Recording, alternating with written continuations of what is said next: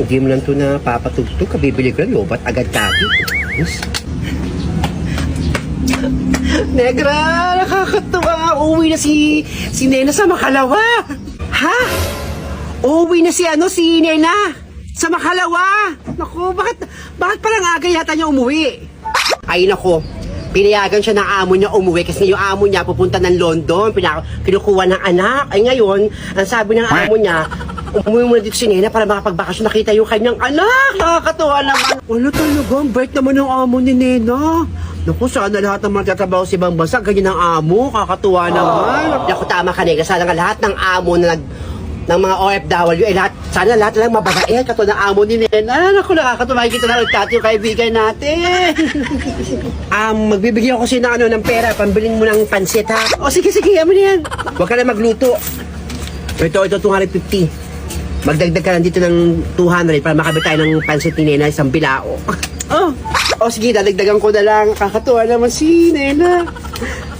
Nakakatuwa naman. Uwi na yung friend natin. Sana may pasalubong tayo pa rin. Nakakatuwa.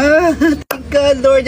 Thank you, Lord. Sana ipauwi niyo po sa Pilipinas si Nena na safe. Di ba pa rin? Kami siya kaibigan ko. Ako, malamang masaya si Ninita. Grabe. Sige na. At ako pumunta rin ako ng palengke at mamimili pa ako ng parinda ko. Paubos na yung mga chichirya ko. Wala na. Sige na.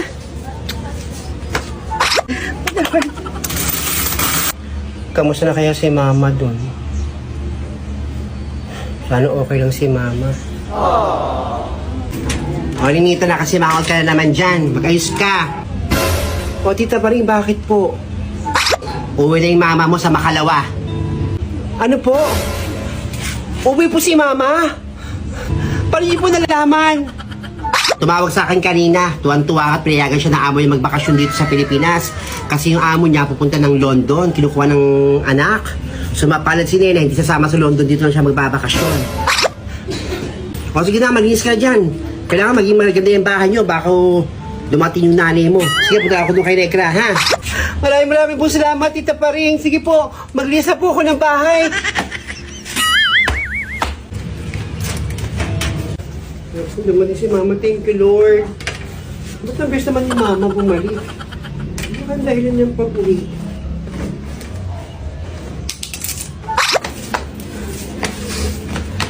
Using ko yung kwarto namin ni Mama. Para maganda yung pagtulog ni Mama. Nakakakuha naman, thank you, Lord. Uwi po si Mama. Sana may pasalubong sa akin si Mama.